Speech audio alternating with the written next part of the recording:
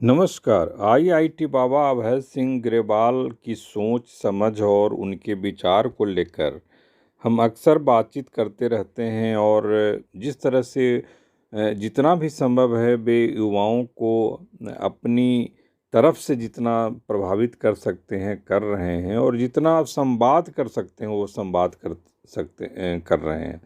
लेकिन उनकी सोच और समझ में कहीं न कहीं वैज्ञानिकता इसलिए है क्योंकि उनका बैकग्राउंड, उनकी पृष्ठभूमि जो है वो विज्ञान है और वैज्ञानिकता के माध्यम से, विज्ञान के माध्यम से जो चीज़ों को समझते हैं, जिसमें तर्क है, तर्क की क्रिया है, प्रतिक्रिया है, प्रक्रिया है, उसके आधार पर वो अध्यात्म को जोड़ रहे हैं और उस अध्यात्म में कहीं न कहीं कुछ चीज़ें मिलती हुई दिखाई देती है।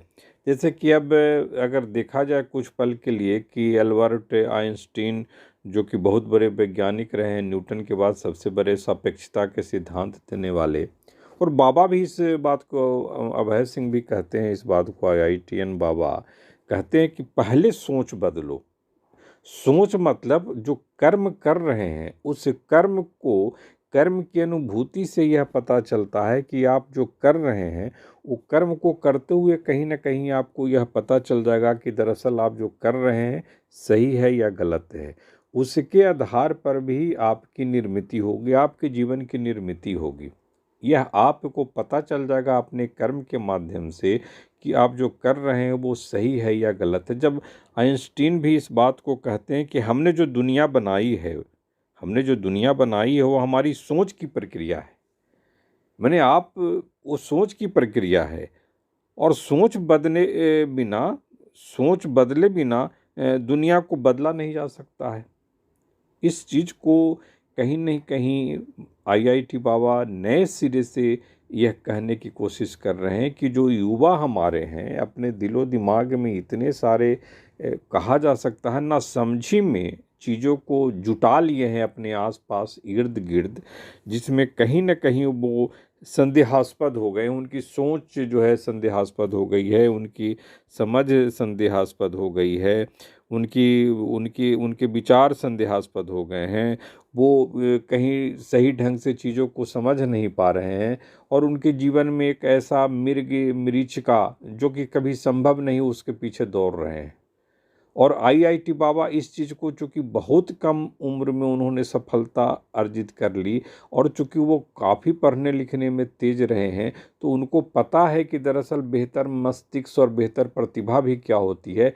इसीलिए अगर युवाओं में वो कहीं न कहीं वो चीज़ तलाशते हैं कि छोटी-छोटी चीज़ों में उलझ करके रह जाना, छोटी-छोटी चीज़ों में पूरी उम्र को उलझा करके रख देना, नई सीख के प्रति, नई चीज़ की सीख के प्रति, नई अनुभव की खोज के प्रति अगर वो बेचैनी नहीं देखते हैं तो कहीं न कहीं उनको निराशा हाथ लगती है और इस निराशा से वो कहीं न कहीं उनको कभी-कभी लगता है कि ये युवा जो हैं, युवा पीढ़ी जो है कहीं न कहीं भटक गई है, कहीं न कहीं गलत रास्ते पर जा रही है, वो रास्ते उनको सही दिखाने वाला नहीं है। कभी अल्फ्रेड नोबेल ने भी कहा था, जो अल्फ्रेड नोबेल जो नोबेल पुरस्कार दिया जाता है, कि कृषि के बाद पाखंड हमारे युग का सबसे बड़ा उद्योग है। सोचिए कितनी बड़ी बात अल्फ्रेड नोबेल कह रहे हैं। कृषि के बाद पाखंड, और बाबा आईआईटी बाबा के पहले जो तमाम बाबा जिनको हम लोग बाबा कहते थे, तथाकथित बाबा, वो अंधविश्वास की दुनिया में युवाओं को ले जा, चमत्कार की दुनिया में, अंधविश्वास और चमत्कार की दुनिया में ले जाते थे। उसका जो है वो आईआईटी बाबा खंडन करते हैं। वो कहते हैं कि नहीं, इनके अंधविश्वास में जाना ही नहीं है।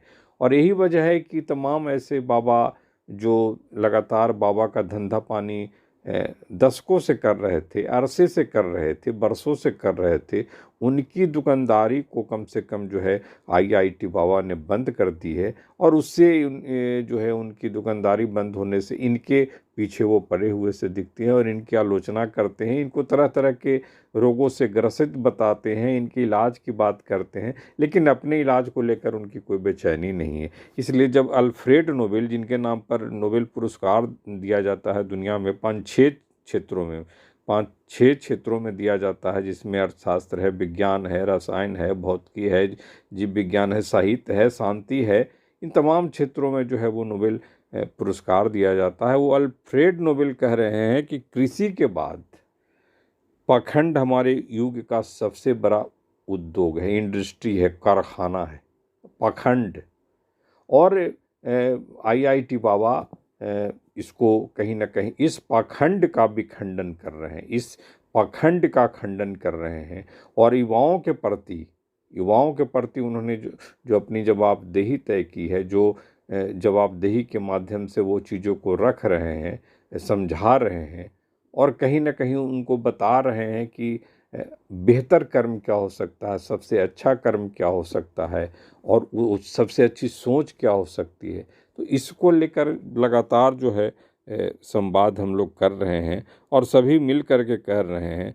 और जो उनसे प्रभावित हैं वो तो शायद उनसे बहुत कुछ सीख भी रहे हैं। खासकर ऐसे छात्रों को जो विज्ञान के बैकग्राउंड के हैं, उनको तो बाबा से काफ़ी कुछ सीख मिल ही रही है। खासकर आईआईटीएन जो है इंजीनियरिंग बैकग्राउंड के हैं, उनको तो काफ़ी कुछ सीख मिल ही रही है उनसे सीख करके अपने रास्ते को आसान कर सकते हैं। जो अध्यात्म में हैं उनको भी काफ़ी कुछ सीखने को मिल रही है कि कितना अपने आप को सेक्रीफाइस और त्याग करके आप उनके रास्ते पर उनके जैसा हो सकते हैं, आईआईटी बाबा अभय सिंह की तरह हो सकते हैं।